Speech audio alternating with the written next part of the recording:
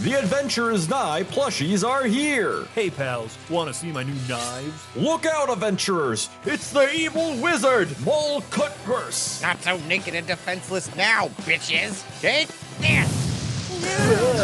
He's tough, but we can beat him with the power of friendship. And violence! Each comes with their own weapon with action magnets in their weapon in hand for action-holding power! Mull this over. Oh, Victor, my trusty henchman. I need help. Wait, I don't have a henchman. But you do have a shit perception score. Crikey. Adventure is Nigh plushies with action magnetic weapons, each sold separately or as a bundle with 8 free collectible pins from Second Wind. No assembly required. Batteries are pointless. Must be 21 or older to purchase a drink from Buka. Adventure is Nigh plushies do not move on their own. If they do, call a priest. Ask the parents' permission before nothing. For a grown-ass adult, you can make their own decisions. The Adventure is Nigh Club is not responsible for any injuries sustained while adventuring. Hello, everybody. Henchman or hedgeman? That's funny. I didn't write that as a joke, and I feel like I should have. That's really funny. Hey, everybody. Welcome. How are y'all doing this fine Thursday? Oh, I should have a window up of the actual stream. There it is.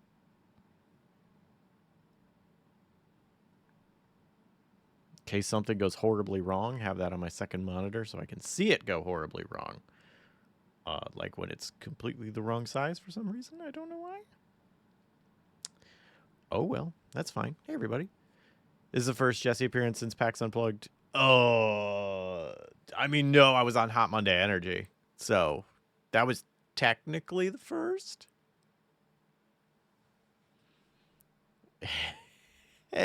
Henching your bets. Henching your bets. It sounds like a wonderful comic about henchmen. Like a Lower Decks, but for supervillain henchmen. Any Jesse appearance is the greatest Jesse appearance. Oh, shucks howdy. Thanks, Deebs.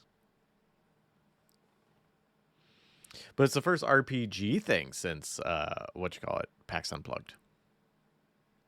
So it's kind of like the first. Oh.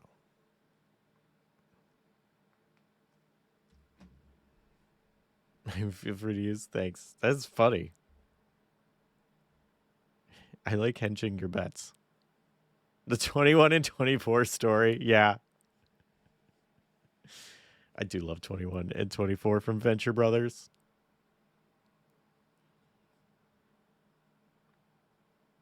Or Casey. No, I was the one who played the monster truck game. I played the monster truck game. And it was cool.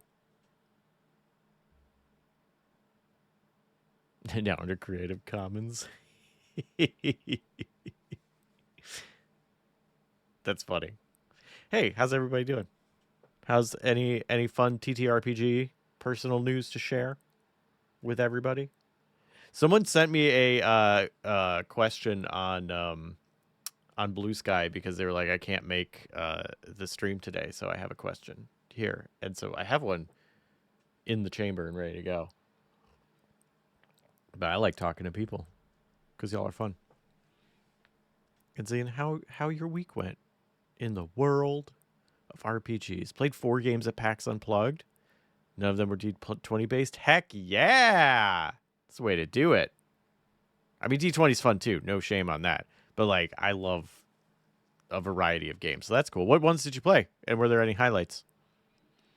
Potentially getting a Magnus Archives RPG set up soonish. So that could be dope. Ooh. Magnus Archives, I have heard so many good things about. And I have not experienced it. And I feel like I should. Keeper J says, Jesse, have you played Dispatch? I saw someone talking about running a TTRPG game like that. What system would you use to do that? I haven't played Dispatch.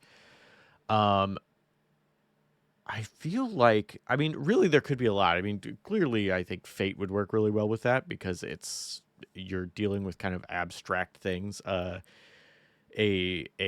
Apocalypse Engine system, especially after playing Brindlewood Bay. I think could work with that, because a lot of the Apocalypse Engines games I played I wasn't a huge fan of. Brindlewood Bay, I was like, I think this is a good way to run that system. So now I'm back towards enjoying it,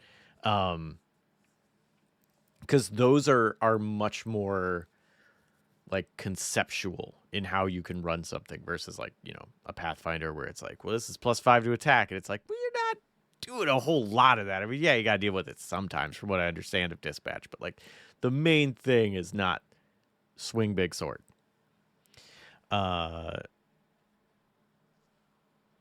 Also, if you're playing it in person, that would be if you wanted to do a lower stakes version of Dread, that would work too, where like the tumbling tower doesn't necessarily have to be death, but could be, just a big snafu of some kind. That would be cool too. Is Bindlewood Bay the old lady mysteries? Yes. You are a bunch of old ladies in a book club who meddle in murders in your small New England town, and there's some sort of horrible cult things happening that also deal with extra-dimensional entities and whatever. But that's kind of a back burner thing, but it's still in there. Really fun. Critical Role did a Dispatch one-shot for the launch. That's cool. Was it in Daggerheart? Because I haven't played Daggerheart, but that seems like it would work too. How'd you like Brindlewood Bay? I loved it. I thought it was amazing. It was a really, really fun game. Because I mentioned this before, your main mechanic is meddling. Like, the things that you do are all medals, because you're doing stuff you're not supposed to. And then it's based on some of your stats. So, like, if you wanted to be, one of them was... It's really fun, too, because your actual abilities are, like, for an old lady. So it was like, we were at the beach and someone wanted to walk down a dune, like a steep dune at the beach. And it was like, that is a physique based medal. You were trying to get somewhere you're not supposed to go, and your physique will determine if you can make it down this dune or not, which is a fairly simple thing to do, but it had stakes because it's like, oh, but I'm not like super physical. My character was, I played a buff grandma, which was very fun. But yeah, like having that ability of like low stakes thing being oh my gosh, I got to roll for this, was really fun. The person failed and twisted their ankle, and I had to make a splint, and it was great. Back with muffins. Welcome to the Muffins Discordia. Making sausage and makwaha. I don't know what a makwaha is. Will buff grandma survive?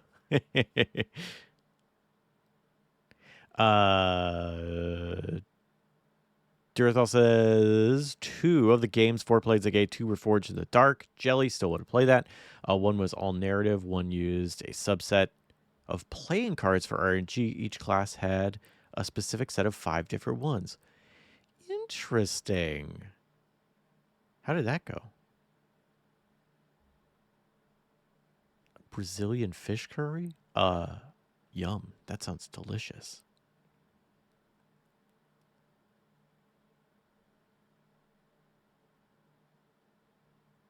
Is that the link to... I'm going to click on it. The Dispatch one? Yeah, it is.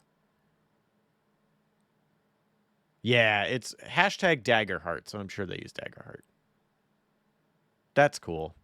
Hopefully this won't start playing and you'll hear noises, because I'm going to leave that open in our tab, because I might look at it later.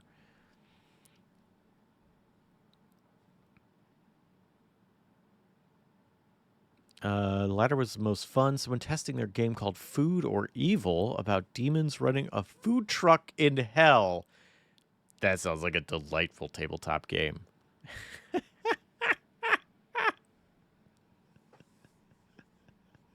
I love the sound of that. That sounds so bizarre.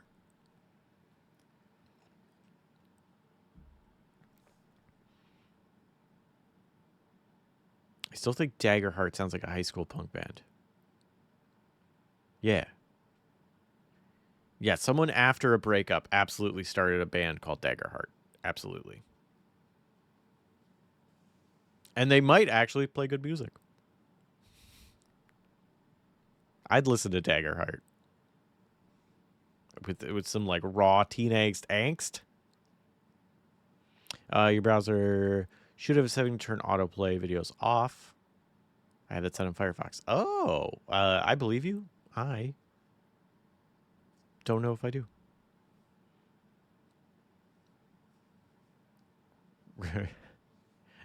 Hell scares make it big, or will they just, or are they just a bunch of has-beens? Find out next week's episode of Food and Evil. That's great.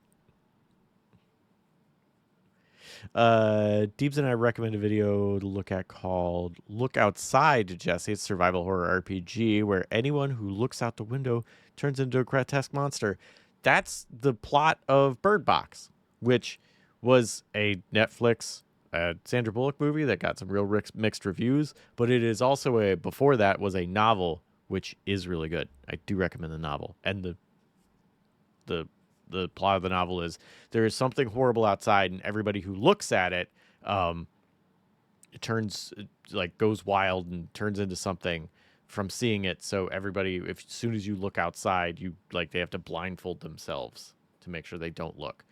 It's really cool, and I think it works really well as a novel because everything is written and it is literally just describing things that they cannot see in a non-visual medium. And I think that was really cool. I've not seen Bird Box, but I suspect Look Outside is more strange. Hey, I'm into more strange. Teebs, you mentioned Look Outside in the Discord too. So I will absolutely look into it. Lots of teeth, eyes, and hands. I'm into it. Love me some teeth.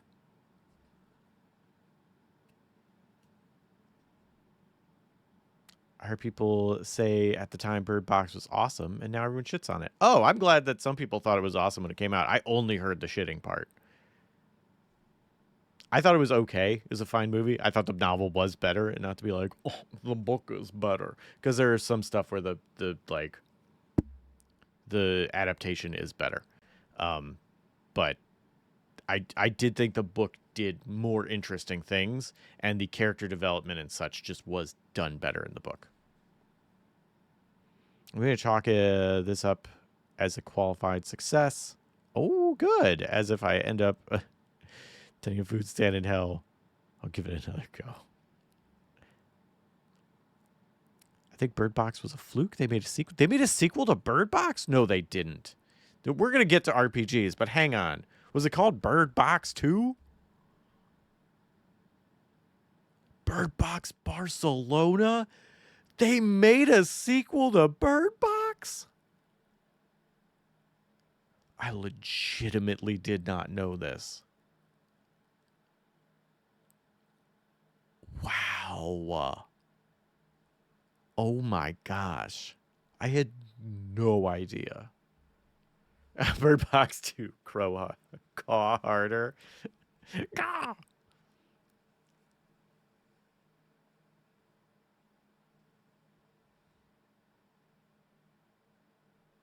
Movie adaptation of Solaris was better than the book. I have not seen Solaris.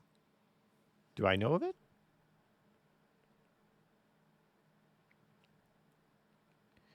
Experiencing having to be blind or in order to avoid some sort of horrific fate seems like an ill-suited visual medium. Yeah, that's why I was curious about the movie, because like the book did it so well because you're literally reading something that you cannot, and then you aren't seeing it. So to be like, there's spooky thing happening, but you're just looking at a person who can't see, it really doesn't do it justice. I was curious how they were going to change it to make it better, and they didn't.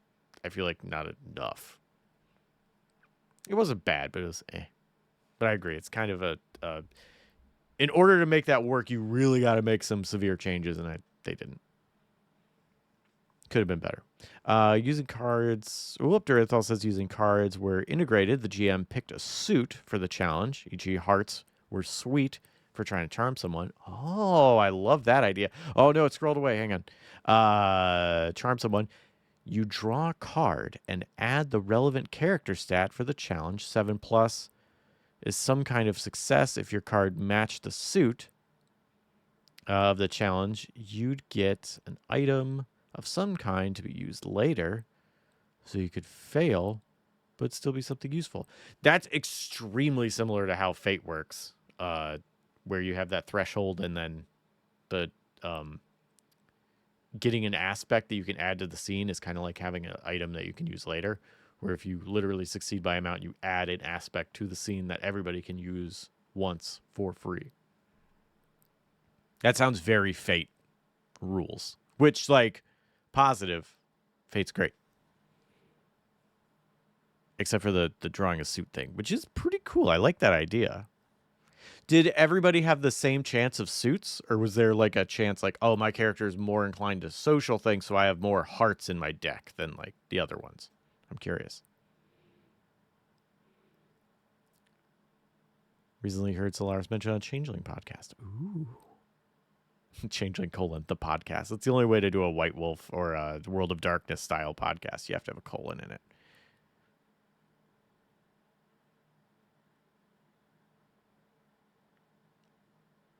Deebs has also been all about Deck Tamer. Deck Tamer's pretty cool. I'm glad our people are enjoying that too.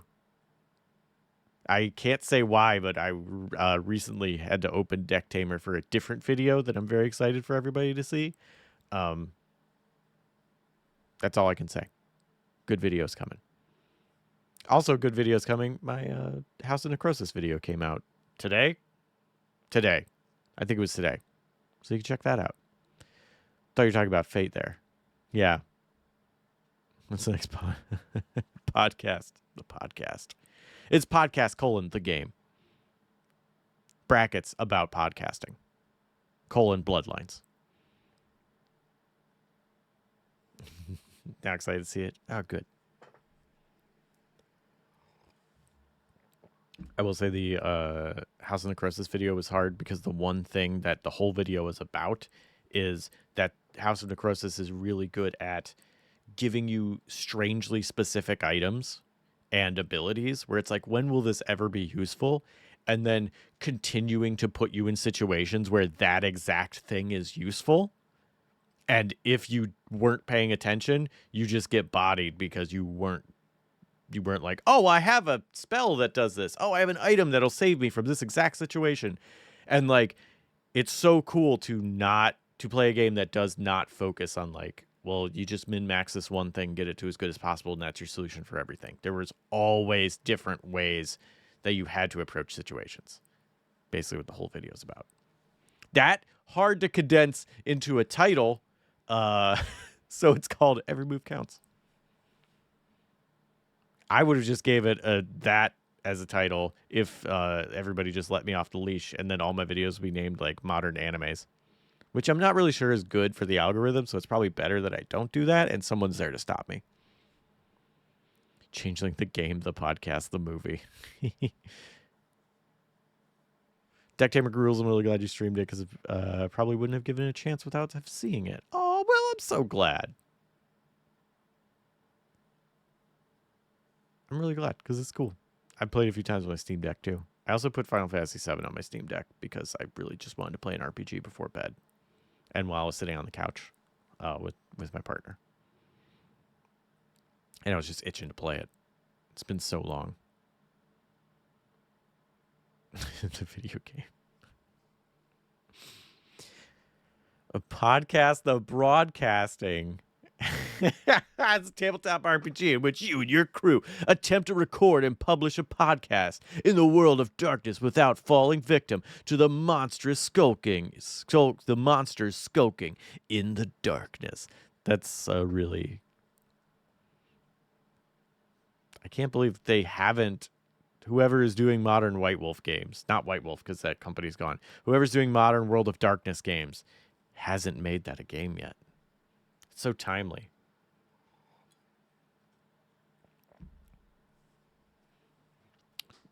Claw your way up the charts of modern podcasting to reach the coveted 100 listens. To justify the hours of your life you spend daily on this project. It's a modern horror game, of course. I do have the question that I want to get to. Also, if anybody else has a question, please put it in chat. I have it screenshotted. Oh, stop zooming out. Connor on Blue Sky had a really good question, which was, how do you keep stealth interesting when a whole party optimizes for it and tend to succeed at any difficulty? I think that's a great question because I have not been in the party where everybody is optimized for stealth, but definitely like a bunch of us are, and like challenges are like minimal because you're so good at it. You're optimized for it. I think that's really cool. And I also really like that the idea of this is that the whole party is optimized for it, because I think that makes a difference in the answer. My first thought is definitely easy one, higher stakes. Like the idea of like, oh, well, if you're really good at it, you're going for higher stakes thing. You're not just stealing, I'm going to steal a candy bar from the shopkeeper. Okay. Like, that's low stakes, whatever. Yeah, you succeeded it. But like, no, if you're so good, you're stealing a candy bar from the vault of the emperor during a ball on a full magic moon, something. Like raising stakes, where it's like, oh, if you're so good, then do something impressive that like no one's really impressed by the small stuff. Ooh, I have more, but Bobicus is a first-time chatter. Hey, Bobicus. And has an RPG question. Ooh, okay. I will absolutely, I'm going to copy your question down, Bobicus. And I will get to it after this one. I appreciate that. DM would know better and up the difficulty. I mean, but the thing is, you don't want to just be like, oh, you steal a candy bar, but the difficulty's 40 because you're so good at it. It's like, but why is this shopkeep freaking Fort Knox? The idea is to get them into a situation that they want to be in where the stakes are higher, where there's a risk involved with them. So like, that's one thing. I also think another part would be, wouldn't raising stakes be the name of a cattle ranch? Yes. Whole party optimized for stealth, says King Dead. Hi, King Dead. Makes me think they should have hired an elite special forces team. Yeah, exactly. You all are so good at this. Can you please break into this place that no one else could get into? Now your actual checks at like a very high number makes sense. You could do the easy things easily. Stealth means they are harder to spot, says Durathal. Doesn't mean they can accomplish their goal easily if other skills are involved. Absolutely. What a perfect segue, Durathal, to take me to another point I have, which is layers. So you want different challenges for different players. So like, yes, you're trying to be stealthy, but like, okay, you're trying to be stealthy as you freaking climb across curtains. Like, that's a different kind of thing than like moving through a crowd, where it's like you can't be unseen moving through this crowd, but you could go unnoticed if you try. Okay, sleight of hand. Oh, you need to swap a fake key with someone with a real key someone has on them. That's a different kind of stealth. Having all of these layers, and especially if the entire party is built into a stealth build, trying to utilize everyone's abilities and have them planning out, oh, okay, here's what we can do. Here's the order in which we can do things. Here's all the little fun things where it's like, okay, this person has to get here to set up this person who can go and then pickpocket this person who needs to hand the key off to this person who can then actually get to the door to go into the thing. So it's like trying to create a bunch of stuff. And then when something goes wrong, you can have fun by making it harder for the next person. So, oh, they didn't get the right key. Now the person has walked away, and now the person who is not as good at pickpocketing now needs to attempt to pickpocket. That's a much harder role for them. Or, oh, are we going to restructure something very quickly to get that person back to the character they need to pickpocket so that they can try again? Like having a bunch of stuff set up where, you know, oh, you've got all these layers built in. And then you can change the challenges and stuff. I really like that, where one player messing up doesn't end the scenario of like, oh, you messed up one stealth roll, you're caught. Boo. That's boring. You mess up one stealth roll, you just didn't succeed the way you wanted to, and now either one part of your plan isn't quite working the way it should, or the next check is going to be more difficult for the next person because it didn't go according to plan.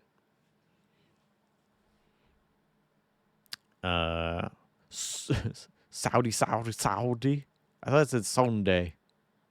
I guess it could be. I will. Ooh, thank you for your questions. Sunday. I will absolutely get to your question.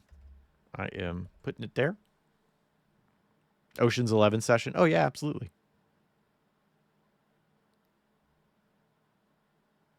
Sunday, I've got your question. We will get to it after Bulbacus. And this one. Yeah, so layers, building stuff up, doing it that way. I also think a really good method of that is the clocks from Blades in the Dark. You still need to play Blades in the Dark, but that you have basically a little pie chart, and every time they mess up or something happens, you fill one of the slices in, and it's only when the entire chart is filled completely that you have botched it. That like, oh, you're caught or whatever. So you have room to make more than one mistake.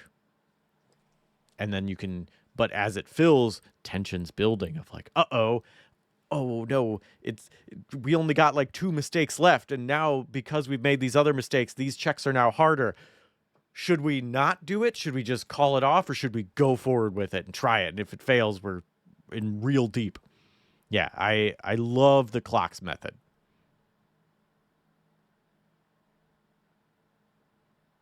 Someone was running a leverage RPG, but I missed out on it. Oh, bummer. I've heard good things about leverage. Have not seen. I just started listening to a V5 short run. Seems to be about robbing casinos. That's fun. I feel like a lot of World of Darkness would work well for a heist. Those mechanics work well. I was going to mention clocks as their own topic. Ran into them for the first time. Yeah, those clocks. That's a great mechanic from Blades in the Dark that like we should all just be using. I really do not like pass fail for things like a stealth check or like social interactions where it's like I succeeded and then the person agrees with me. Okay, over. Where you're like, okay, I have to do multiple checks, and I can only fail so many times. I think it's really cool. And you can also set it up to where you have one clock for the entire party and all the different things they're doing. So in this case, everybody's doing stealth, but if it was a scenario where you are at the banquet, the big ball, and one person is doing stealthy things and trying not to be seen, and one person is trying to socially manipulate people, and one person is trying to pickpocket and kind of move pieces around and get people to face directions so where they won't see certain things. Those are all aspects that are working together in completely different ways, and you could have one clock for every time somebody messes up. You fill in a piece of that rather than everybody having their own clock. And once that fills, enough strange or weird things have happened to tip someone off that there's something amiss, and then you can get discovered that way. Like, clocks are brilliant. It's such a good mechanic. Incarnate says, well, I come up with like came up on pass fail style RPG checks. I feel like there are too many shades of gray in all interactions. Yeah. But then how do you model that? I feel like just I guess it's weird to say just add a little nuance to it, but like the idea of if someone says one thing, you're probably just you as a person probably aren't convinced by it. Like you need time to mull it over. You need additional information. You need multiple points, something like that. So like just adding a little bit. Not everybody needs 3 points in order to advance to your your social engineering scheme. But like, okay, is this person thinking about it from a DM perspective? Like, okay, is this NPC that they're interacting with have a completely different mindset than them? Like they do not see eye to eye on this issue at all. That's going to make it much harder to have them come to the player's perspective and be like, yeah, you're right. The pass fail, the pass side of that.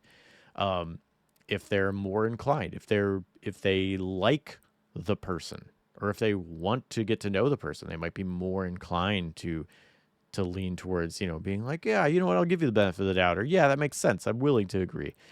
And on the other side, if they don't like the person, if they've rubbed them the wrong way, if they're having a bad day completely outside of what the player has done, they just came back from the dentist and the dentist was like, your teeth are wrecked and you need 5 root canals and insurance isn't going to cover it, that NPC is going to be in a worse disposition when interacting with this character. And so it's going to be harder for the player to convince them of something or to change their mind because of things outside of their control. Adding things like that can help with modeling that kind of gray area, if that makes sense. If it doesn't make sense, tell me, and I'll try again. You got to woo the host. You got to distract the guard. You got to snag the keys from the back room, says Deebs. Yes, exactly. All those are different people. Yeah. And you got to work all that together. Hard to convey the different emphasis in text. Yeah. And that's why I think the clock works as a set thing of like, this is how well you are doing on a very easily digestible metric. We have 4 failures and we have failed twice. Uh-oh. We got to be real serious about that. And then that might change, like, or the other way where, we haven't failed at all. Oh, okay. I feel like I'm going to take, it's my part of the scheme. I feel like I'm going to take a bigger swing and try to get an extra incentive out of this, doing something even harder than what I was expecting to do, because I feel like I got a little leeway. Which another point to, if everybody is stealthy and want to make it a challenge, give them bigger rewards. All right, you're really good at stealing stuff. You can steal that thing and it'll be a this level check and you can probably do it. But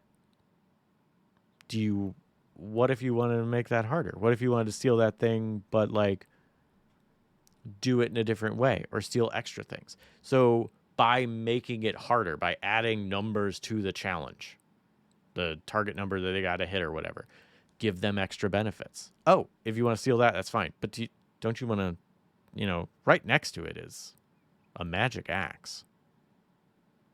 You could steal that too. It'll make it a little harder, but like, that could be yours. Oh, this item. Cool. You could steal that. Yeah, it'll make it a little harder, but like, then it could be yours.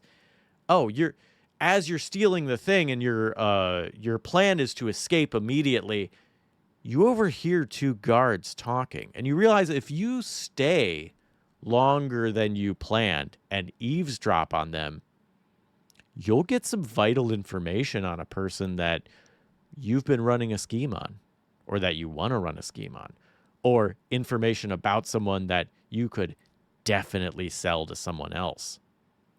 So, or get their favor because you told information on their nemesis or someone they're having business deals. So giving them you can choose you, as the player, can choose to make this harder, but if you succeed, you get something out of it. That would be another way I would do it, is rewards for trying. Going above and beyond.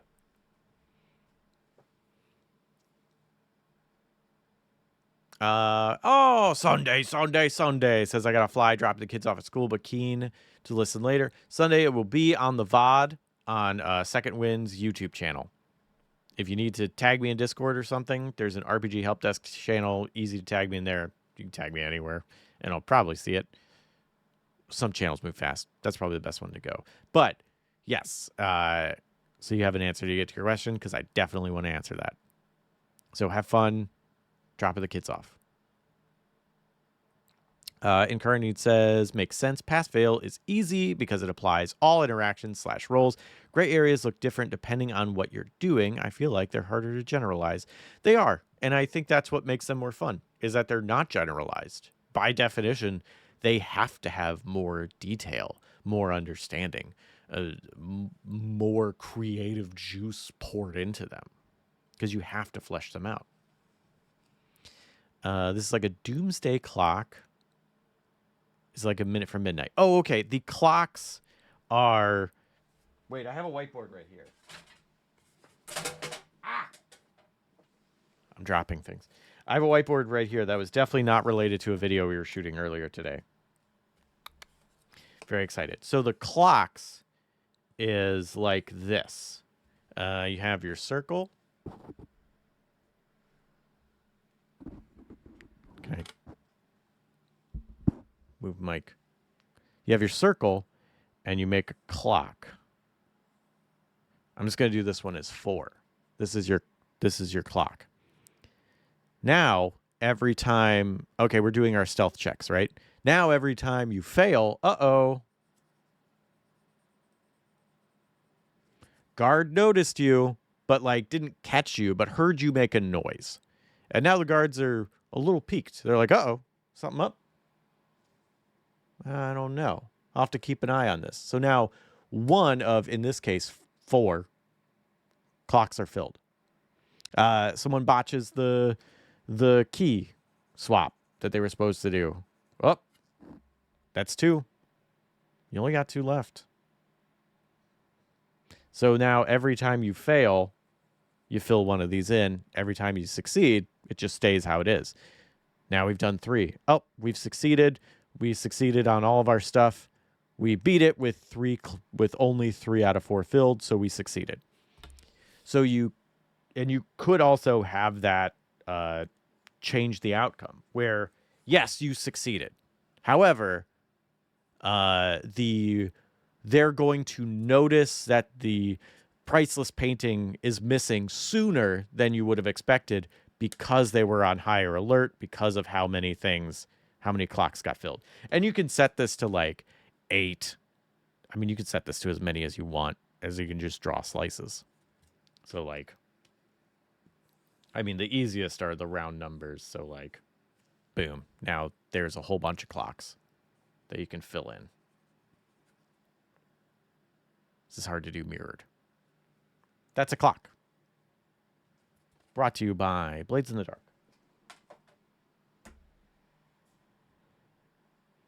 Draw 17, coward.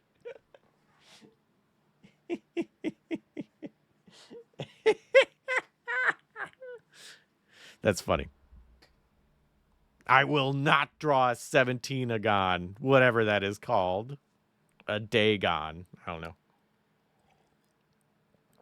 That was a horrible monster joke. Dagon. Like Trivial Pursuit? I don't think I've ever played Trivial Pursuit, but maybe. And Carnadian says, side note, that makes me think about making that level of skill becoming a compulsion or an unconscious act, i.e. pickpocket skill, but you sometimes don't notice you're doing it or feel like you need to once you see something you want. Ooh, that's really fun. That's a fun idea. I kind of want to do that for a character where it's like you have like a nervous tick, like, oh, I'm playing with this, and then but it's that for pickpocket, and I just scooping stuff. That is actually a fun idea for a character. I don't know if I would make it a compulsion for someone else, but I think it's really interesting as a choice. Deep says just that if something more elaborate is happening, it sucks both as a player and for the story if everything immediately crumbles due to one failure early on. Exactly. And as I've said before, fail forward. If you do fail, okay, but how does this move the plot forward? What is the next thing you can do? Even if you can't repeat the same thing. I generally try to run it. You can't repeat the same thing. Something has happened where, I tried to climb the wall. I failed. Oh, it's because guards are posted here that I didn't expect. They're not moving. I cannot climb this wall and be seen. Must change the plan. Can have positive clocks for advancing towards a goal, too.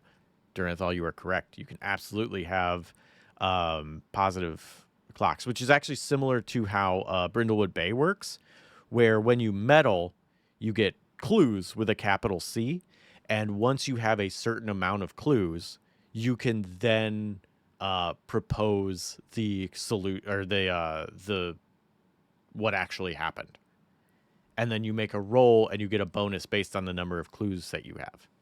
And you could be wrong. It's really fun. So, like, the murder mystery, isn't solved. Like, the DM does not have the answer to the murder mystery. They don't know who did the killing. As the old ladies investigate, you get clues. You decide how those clues get put together, and then you propose an answer. And if you succeed, that was the answer. And if you fail, that was not the answer. It's so fun. I love it. So, yeah, you can have kind of that building out of like, oh, success. And even a thing of like, oh, we want to open a nightclub. Okay. Oh, well, we need a location. That's one slice. Oh, we need a down payment. That's another slice. We need a construction crew. It's another slice. We need, people to hire. That's another slice. And then it's like, okay, we got this. And like check those off as you go. Which would work really well for a very clear thing for everybody to have. I think I first encountered clocks in the Powered by the Apocalypse game, The Sprawl. I have not played. Singing like 80s hair metal band. Blades in the dark. Sepdecagon? Sure, that could be it. Decagon? Heptagon? Per Wikipedia is a heptagon. All right. Heptadecagon. Heptadecagon. That's hard to say.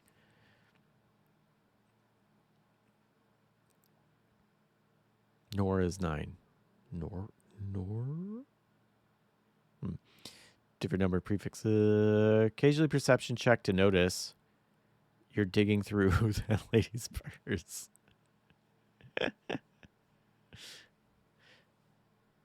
I gotta find out where the miscellaneous peppermint, butterscotch, and strawberry candies come from. It's true.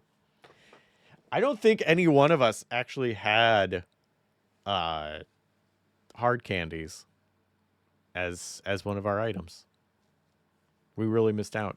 Where we were hosting, we did have hard candies, though. Very important. And tea. It was quite fun. Okay, I think that's all the notes I had.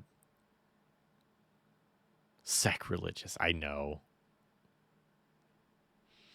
Yeah, I think that was all the notes I had. Layers, different challenges for different people, higher stakes, making them actually want to do things that have a higher consequence, clocks, and then adding rewards that they can choose to take, but will make it harder. That's the answer.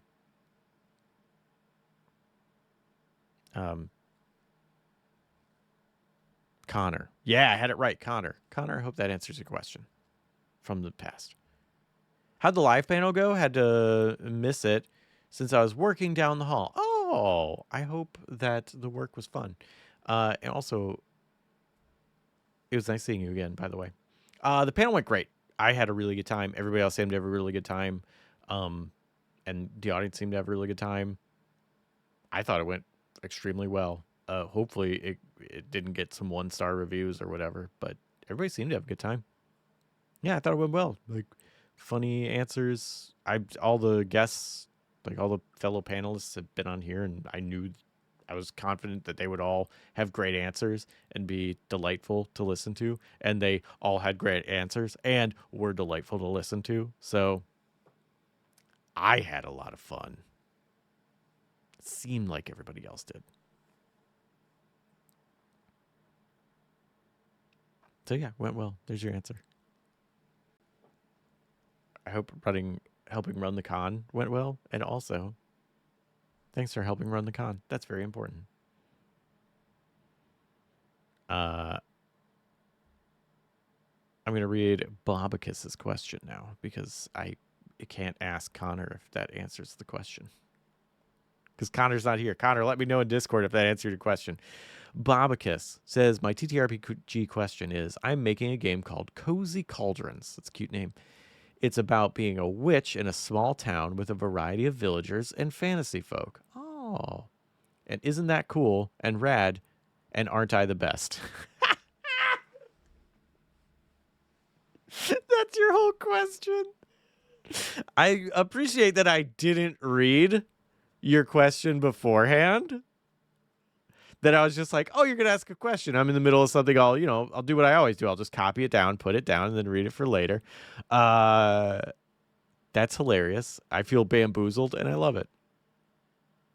What, I'm curious. Tell me, what is... Thanks, everybody.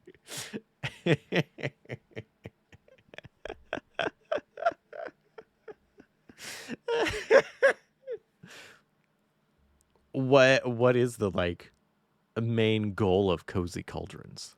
Like, you're in a witch. You're a witch in a small town, and there are a variety of fantasy folks. So, like, what do you do? Now I'm curious. You've piqued my interest. Would love to catch RPG Help Desk live someday. Hey, you might. I don't know if I could do it. I want to go to PAX East. I don't know if they'll want that there because there's not a lot of video game stuff. But, hey, maybe I can do one there.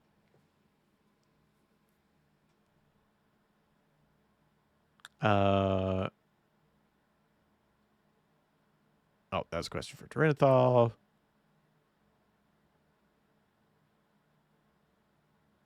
The answer is yes. Everything went well for us overall, says Tyrannothal. Glad the panel was good too. Thank you. Yeah, I'm glad everything went well for y'all. Every enforcer person I met has been incredibly nice.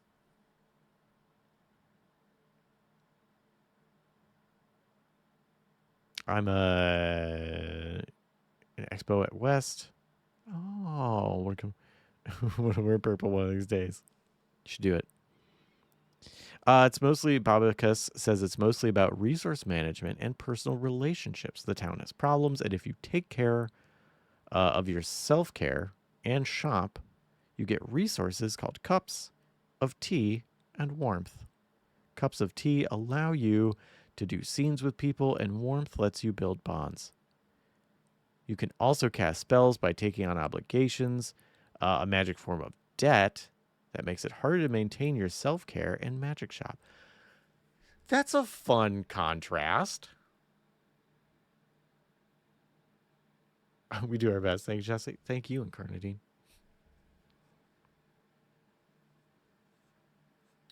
Not a solo, it's with a group, DM and all. Interesting. Is there, I guess, hang on, let me reread. Personal relationships. Is there like a set central conflict in it? Because like, very simple would just A, I burped during that. B, I tried saying about 3 different words at once. None of them were correct.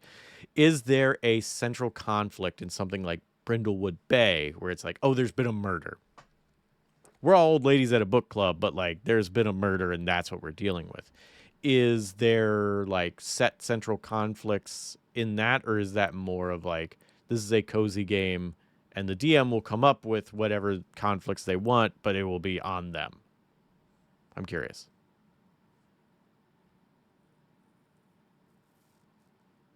And then of course it's Augustus.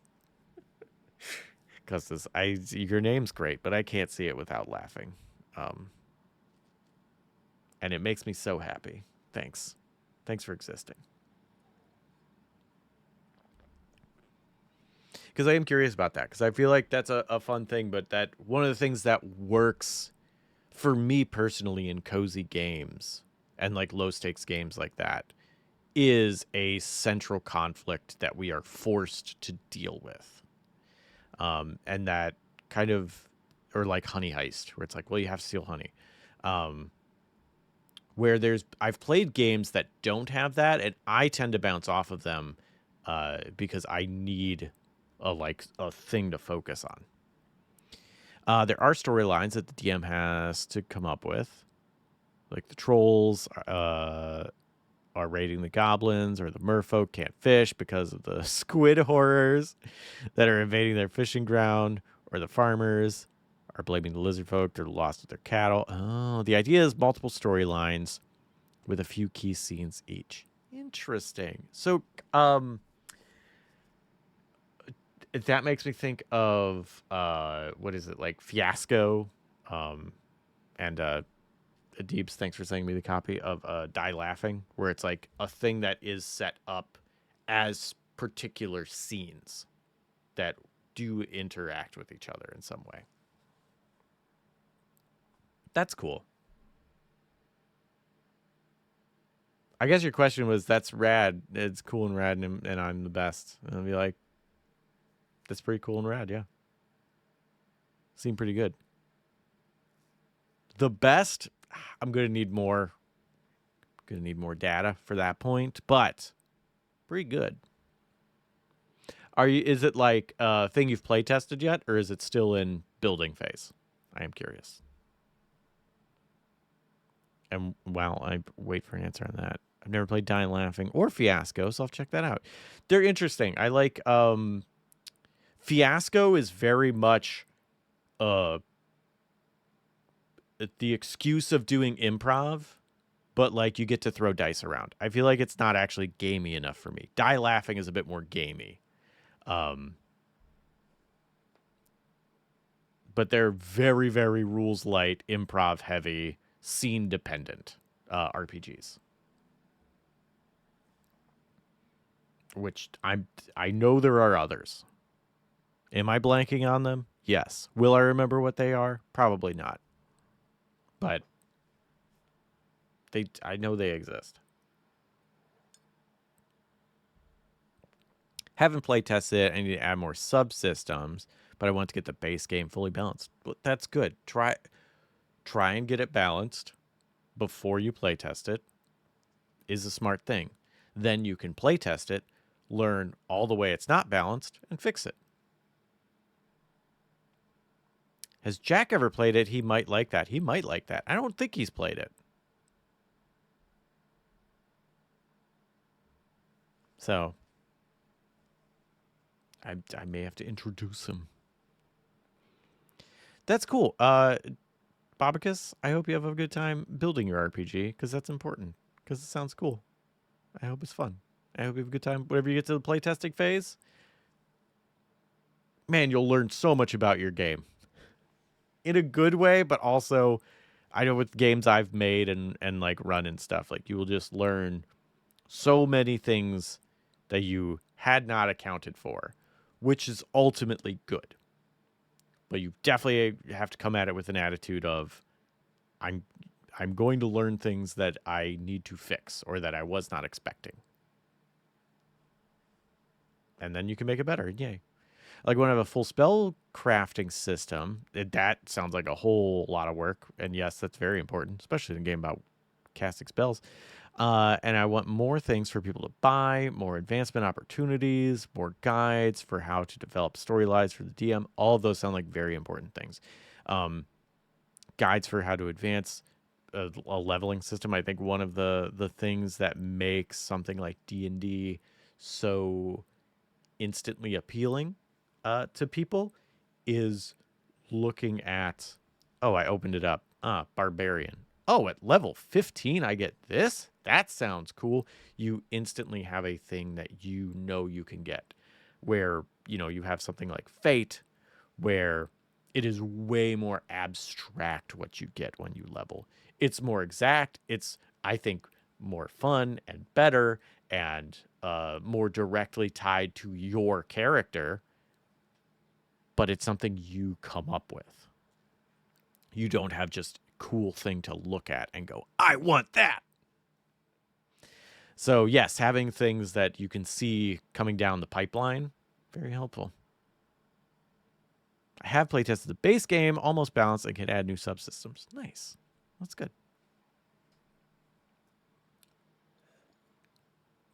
Well, good luck. Keep us informed, and also ask more questions about it as it comes up, because that's awesome. I think making games is super fun and a lot of work, so good luck. We get to... I feel like that's answered. So can we go to Sunday's question? That said, hey, Jesse. Also, hey, hopefully from the VOD. My young kids are really getting into this style of gaming. We use rock, paper, scissors in the car. Do you know any basic dice/rule sets to help step towards full D&D style play? Oh. Interesting.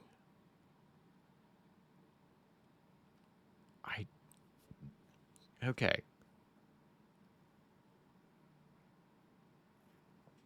My moqueca is cooking. Oh, that's how you pronounce it. Thanks. Never go full D&D. That's fun because I believe the World of Darkness LARP rules are rock, paper, scissors. So young kids are getting into the style of gaming. Use rock, paper, scissors in the car. Do you know any basic dice/rule sets to help step towards full D&D style play? So, a good segue into a full one. Okay. So, because with rock, paper, scissors is really good, but then there's also, you don't have to deal with, it's mostly luck-based, a little bit of skill, and not dealing with any modifiers. You don't get a +1 to scissors against rock things in that. I feel like an area I'm fairly weak in is kid targeted RPGs, which I feel like is an important part of the RPG world because people gotta get into it. Unless you play rock, paper, scissors -1. What's rock, paper, scissors -1? Is that a real thing or is that just a joke? I'm not kidding. I think just a very light game would probably be a great way to go.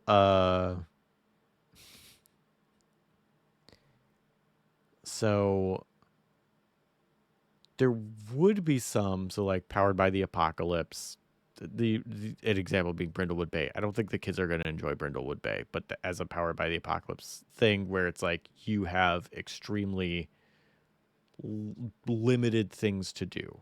Everything you're going to do is a medal. Everything has to do with your 5 core stats based on how you're doing it. It's pretty simple, and then you get like one bonus thing that you pick. What is it? No Thank You Evil is a really basic RPG from Monty Cook aimed at kids. A slightly modified Fate could be fine. So you're not starting with like a +4 and stuff, but you start with like just a few stats. And at like 2 at +2 or 1 at +2, 2 at +1, and like not necessarily rolling everything. Could be a good segue in, because then you wouldn't even have to use like stunts and the other thing. that I forget the name of. And then you could use conditions, and then as they get more familiar with it, you can start introducing more elements until you get to the full game. I think that could work. Keeper Day says, powered by the Apocalypse games are usually easy to pick up, especially Monster of the Week. That is true. Monster of the Week is very easy to pick up. They even have an official supplement to make it more Scooby-Doo, non-lethal, and more kid-friendly. Yeah. That's a good example. I think that could work really well.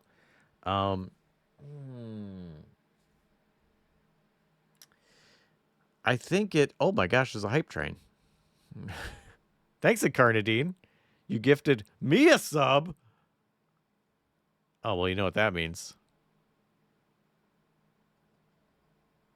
I just have to flood the chat with a bunch of me and Grinderbins. Oh, and a few Mortimers. Oh, wait, no, that's too many. Well, let me chat that much. There we go. Well, thanks for hyping us up. And stop scrolling. I'm trying to read this. Visafu. If you want to tell me how to say your name, I will certainly do a better job than Visafu. But Visafu, thanks for subscribing for 4 months on a 1 month streak, and says, just popped in to say that you are an awesome person and even better mushroom person.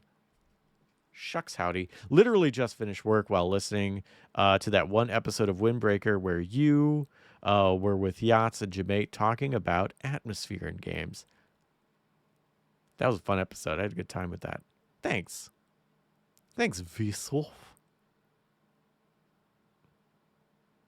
And thanks again, Incarnadine, for gift sub to me. I now plaster my face everywhere. Oh, one-page RPGs. Yes, that's really good.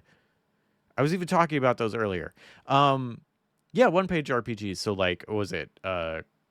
Crash Pandas, Honey Heist, The Witch is Dead, where you play a familiar, where you all play familiars of, like, a witch that died, and you are trying to find the person that killed them.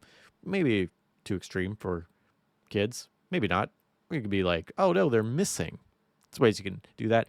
There was a booth I went to at PAX Unplugged that had one-page RPG, like, books, where it was like, this is a book. It contains 15 one-page RPGs.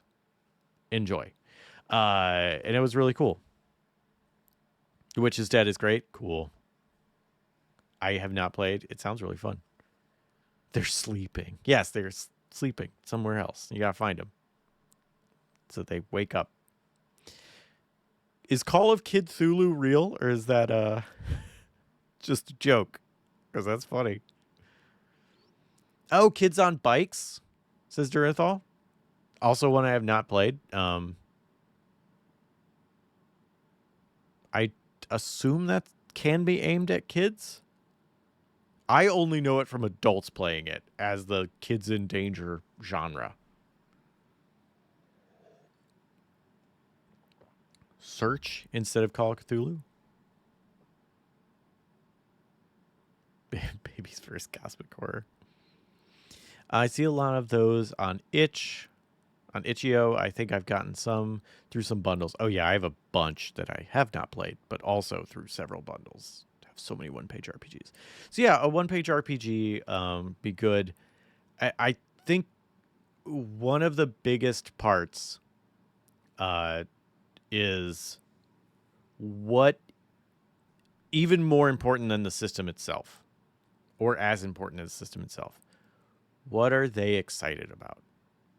If you could have the most kid-perfect intro RPG about trucks that turn into robots, and if your kids are not interested in trucks that turn into robots, it does not matter how good of an entryway that game is going to be, they're not going to like it probably.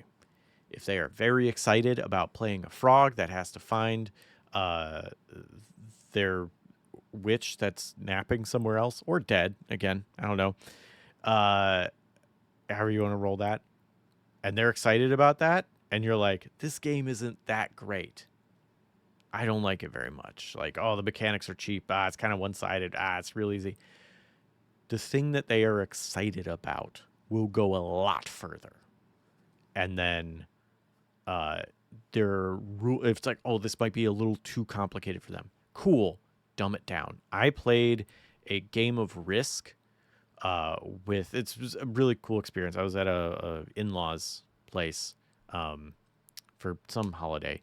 And of course, there were a bunch of kids that were like, we want to play board games while the adults talk. And I was like, hell yeah, let's play some board games. So I ended up playing Risk with another adult and a kid who was like 6. Way too young to be playing Risk. There's way too many rules in Risk. The game is way too long. But the kid really wanted to play. And the other adult was like, yeah, we'll play Risk. And I was like, sure, I'll play Risk. And I was on board with like, however this goes is however this goes. And this was like an uncle of that kid or something. So he like knew the kid and knew his attention span and stuff. And so they were playing Risk and we were like, oh, okay. Oh, we build this army. And like the uncle was doing a really good job of just kind of streamlining some rules of like, oh, you landed here. Oh, we both, we roll for these where you're supposed to roll like X number of die for this unit and then X plus number of die for these units. And, you know, you have big armies and then huge rolls. And he knew the kid was not going to be paying attention for that. And he's like, oh, well, if you have this many people, then we both roll 3 dice. Oh, well, when this happens, oh, you beat me on this one. So I just remove half of my army, not doing like exact counting. And then it's like, oh, okay, yeah, that's what happens and we move on. Doing things to scale it down, to make it quicker, to make it more understandable, to have a definitive answer of like, oh, this happens, so this happens. Boom. That kid was having a great time and Risk moved way faster. And he tried to stay consistent with those rules, like between all of us playing and like remembering how a certain thing went. And if he fudged a thing and was like, wait, didn't it happen like this last time? Be like, oh, well, because of this thing, that's why it changed. Like, and just making up bullshit. And it was fun. And we played Risk. Mostly. We played like 60% of Risk. And we all had a good time. And at some point, you know, the kid was, you know, very much running out of attention span. It was like, oh, well, this is where you can do the all or nothing move, where you make this roll for all your units and they either succeed or they all, you know, you end up being, you know, overtaken by the other player. And like, you know, easy out. So like being able to adapt a game like that and being like, this is a little more complicated. Kind of what I was talking about with Fate, where, oh, okay, we're just going to kind of dumb it down to this. Not dumb it down, that sounds bad when you talk to kids, but like, we're going to reduce it to this amount. That will go much further. Their thing that they're excited about doing, manipulate the rules as you go. They probably didn't read the rule book beforehand, so probably don't know. And if it goes well, cool, you could do it again. Or now they're introduced to these concepts, so now you can do a different system that is more rules heavy, but they know what a modifier is. So like that's not a big scary thing. They know what different types of rolls are. I think that would really help. On top of looking for games that are much easier and aimed at kids and one-shot stuff. Or one-page stuff.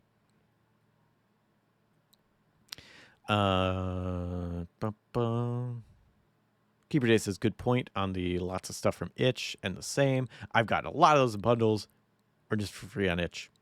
They're there. Itch.io is a great place. Itch.io? I like calling it Itch.io or just Itch. Yeah, they got a lot of RPG zines sales too. Yes, they do. Mine's on there. Haha. Discordia says, it was the title of a Call of Cthulhu investigation about a bunch of kids in the 80s who had a bad time in a haunted house. That's pretty fun. Crime Bastard. Hey, Crime Bastard, how's it going?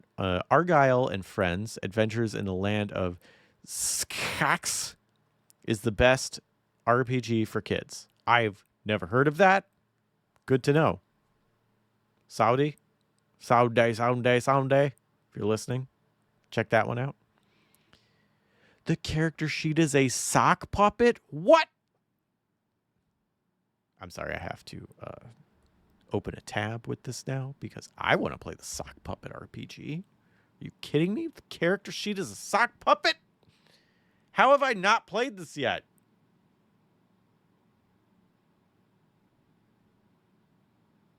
That's amazing.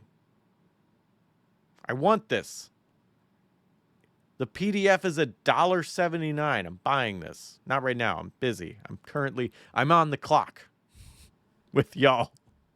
But I will be buying this. That sounds amazing. Risk is a horror deal even for adults. Exactly. And one of the other people we were playing with was like, this kid can't play Risk. And the uncle was like, it's fine. Just play along. It's fine. We got this. It is a horror deal. Also, that was the most fun I ever had playing Risk. I don't like Risk. I always lose. I'm really bad at it. I always attack with giant armies and get constant ones and just lose all my armies. And then it's just like a slow decay. Like that is the thing I do not like about Risk as a game is the like, I'm losing and I'm going to continue to lose until the game is over because I have gotten to a point where unless I have a literal miracle of like constant sixes to overthrow an army that is bigger than me, I will lose. And there's no like easy way to just stop other than saying I quit. 60% of risk sounds like the right amount of risk. I agree.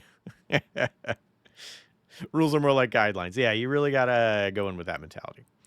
Can improvise some simple RPG wholesale, start with a D6 for RNG, and make up what they're good, bad at as needed. Yeah. Keeper Dace also says you should check out the Dinos and ... games by Toss All Good. Dinos and Laters, Dinos and Magic, Dinos and Wastelands. Fun, basically one-page games. I will. If I can copy, if it'll let me copy this. You know what? Okay, it's not going to. I'm just going to type in dinos and lasers or lawsels as I just spelled it. There we go.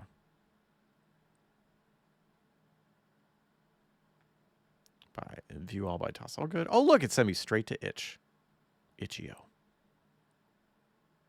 Perfect. Thank you. I will check that out. I appreciate that. But yeah, you could start with a very simple, and again, like I honestly, if you know Fate, like I could run Fate with a set of fudge dice and a few concepts and make an RPG out of it to like introduce to that because it is very simple. And yeah, just kind of scale it down. Deep says I've only tried to play Risk once and it was too much. It's as someone who like plays games with, you know, thick rule books, I also agree. It's too much. That's how I feel when I play StarCraft. Look at my giant army. Seconds later, dead. That is also how I play StarCraft. Except usually I think I have a giant army, and then I go to fight somebody and see that my army is actually half the size of theirs, and I'm just bad at building armies. They're way better. Way, way better than me. Discordia says, I've been watching someone play a house-ruled version of Risk where nuclear bombs struck random locales, wiping out the unfortunate troops and irradiating that part of the map. So future travel through the space costs a unit. Also aliens. That sounds better. I like that a lot.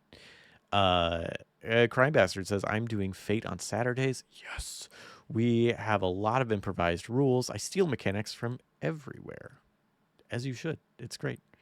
I also think Fate's a great system for that, where it's very easy to be like, oh, we're going to make an additional rule about this, and this is how it works. And it's very easy to bolt that onto the side.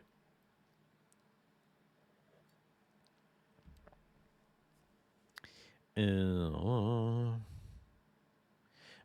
Carney says, Risk felt simple after spending time with Axis and Allies.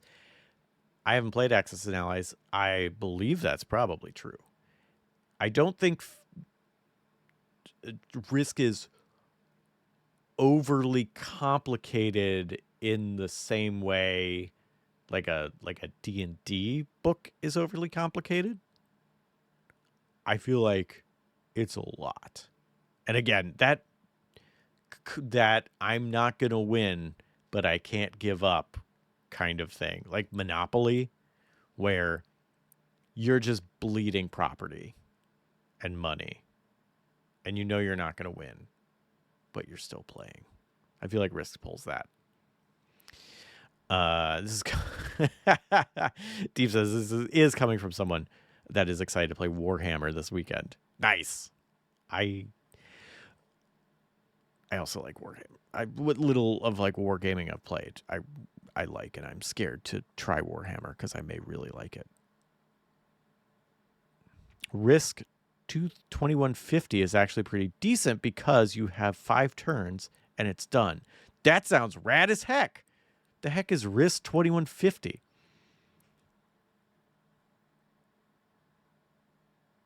Also, you invade the moon. Oh, that sounds great.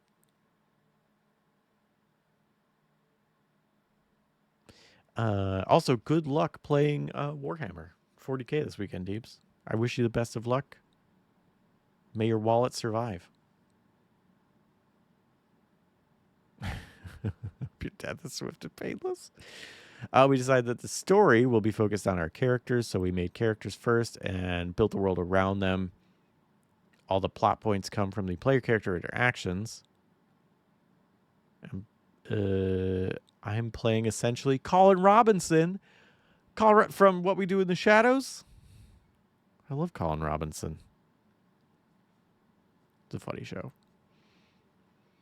I've really had a game of Axis and Allies that takes longer than the setup of Axis and Allies. That's pretty funny. What are you running, Deebs? Ideally, Space Marines that face a swift death. You play Necrons? Oh. Friend plays Salamanders? Those are so cool. I feel like both those armies look so rad as heck.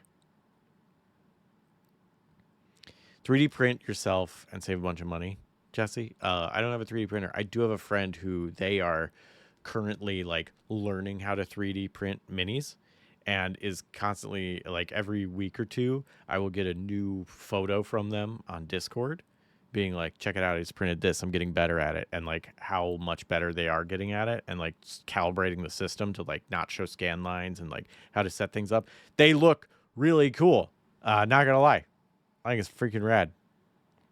Oh, Risk 2210 AD. Well, just put that in a tab. Discord says, my brain defaulted to thinking of TTRPGs, not the war game. Oh, yeah. They also have war games. You know. I thought you would play Wrath and Glory. What We Do in the Shadows is great. It is great. Orcs are the best. They're pretty cool. When I've done LAN parties with the Total War Warhammer 40K games, where it's like a big bunch of us would have like, you know, like 10, 12 people, 6 people. I don't remember how many that game runs. And I was like, what army should I play? I've never done Warhammer. And they were like, orcs. And I was like, okay. And I played that and they were fun. I feel like orcs would be fun, but like visually there are other armies that I like even more. So I feel like if I played it, I would probably play like, is it Slanesh? Who's like demon and creepy. Tyrannid, which is all bug creepy dinosaurs. Like there's too many weird aliens for me to pick orcs, even though I do really like the orcs. I think they're really fun, and I absolutely love the lore of orcs can do the thing that they want to do because they don't know that they can't. And so they think car goes faster when it's painted red, and then it does. And I think that's delightful. Yeah, Slanesh is kind of Cenobite. Yeah, a Cenobite army sounds fun. I know they're not Cenobites, but like they're basically excess demons. Like the Cenobites. That's great. I love them Cenobites. They're so cool. For birthday or Christmas last year, my partner got me a necklace that has the lament configuration as like a little, it's like a little, half dome with a picture in it, and the picture is the lament configuration. It's really cool. Okay, it's 5. Oh, it's 6. I'm gonna leave now. They have spheres of boom and wah. Yep, they got the wah. So it makes them so good. Thanks everybody for coming. As always, this is a delight, and I had a good time talking with you. I feel every time I'm like, oh no, I didn't, because I was hoping someone would be able to come this week, but they were not able to. So I was like, bummer. So I was like, oh, I guess it'll just be me. And every time I'm like, I don't like. People want to just be on a call with me, and every time I have fun, and y'all seem to have fun, so that's cool. I mean, I also really like having people on too, but it honestly is really fun. Hey, Jombly. Oh, you did come in late. You gotta watch the VOD. You're welcome, Gargadargus. Great video today, Jess. Thank you. I had a lot of fun making that. I really enjoyed House of Necrosis. I was so excited to make a video about it. It's cool as heck. Thanks for the fun chat. You're welcome, Darthal. Thank you. And thank you. Sunday. Were you here when we tried to answer your question? Because people in chat also had several suggestions too. And if not, VOD on YouTube. It's a playlist. You missed it. Hang on. I'm just gonna send the link because it is a playlist, but the videos are unlisted. But the playlist is listed. But that's a complicated sentence. So I'm just going to link it. No, don't play an ad. That should be up here soon.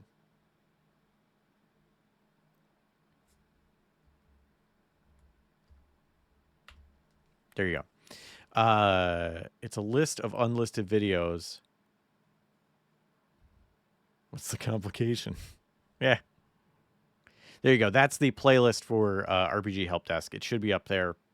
If Eric's not busy, probably today. If Eric is busy, probably tomorrow. You might be able to still rewind on Twitch and watch it today. I don't really know how VOD stuff works on Twitch. So it should be there within a day or two. And then we are working towards, at the start of next year, I'm very excited, that I'm going to co-stream this on YouTube. That, like, I've been running it for a while. Things seem to be going good. So it will be on this and YouTube, and then will be a little easier to find. So that's pretty cool. Yeah. Oh, also, my friend RBG Blight got me a RPG advent calendar, and it has a bunch of stuff in it. And one of them is this all black pencil, which is really cool. And it says "Crit Happens," and that's funny. Also, it's an advent calendar, and it said on the back what it has in it. And I cheated and looked, and like it said 6 dice. And I was like, oh, okay. So like, it's like a whole set of dice, and it's, like divided up into days or something. No. It has 6 sets of dice. I've opened one of them so far. There was 6 whole sets of dice in it, because what I needed was more dice. It's pretty cool. It also it had a necklace that had a little dragon holding a D20, and now I have that. So that's cool. Can never have too many dice. I mean, no, but like, I don't need any more. I already put them in a bigger bag. Man, Come with me, Cord.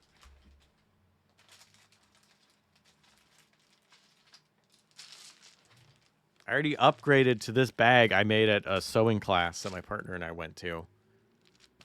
From the smaller bag. There's like multiple things in here. Including, I bought these at PAX. These fudge dice. There's 3 sets. One's red, one's purple, and one's black. They're really cool. Oh, and this was the first set of dice. They're green and yellow. They're quite nice. And then this is the first. It also comes with 6 bags. This is the first one of those. It's pretty cool. I'm looking forward to it. I have 3 bags of dice. It's pretty good. It's pretty rad. It's a lot of dice.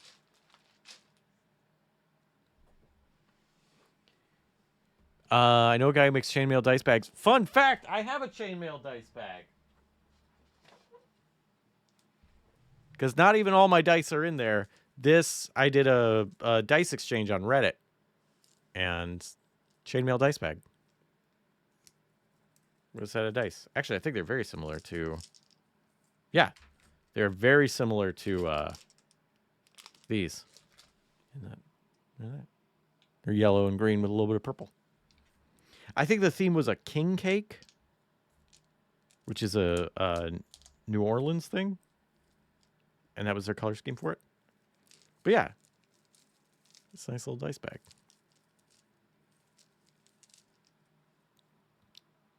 For who crochets and makes dice bags, that's cool. They look like Animal Crossing bell bags. That's adorable. I love it. I think I have those green and yellow dice. They're pretty cool. Well, maybe too many meatballs might be a problem.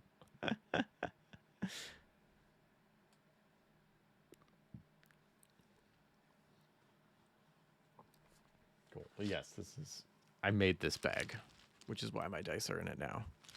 From our sewing class. I also made my pillowcase, which has dragons on it and astronaut dinosaurs. Chessex probably Chessex would make sense. Okay, I'm gonna leave now. Y'all are great. Thanks for coming as always. I hope Deebs, you have a good Warhammer time. Everybody else doing RPG stuff this weekend, I hope it's great. Use a clock. Like the thing. Use a clock to keep track of your time too, but like the RPG mechanic. Okay, bye.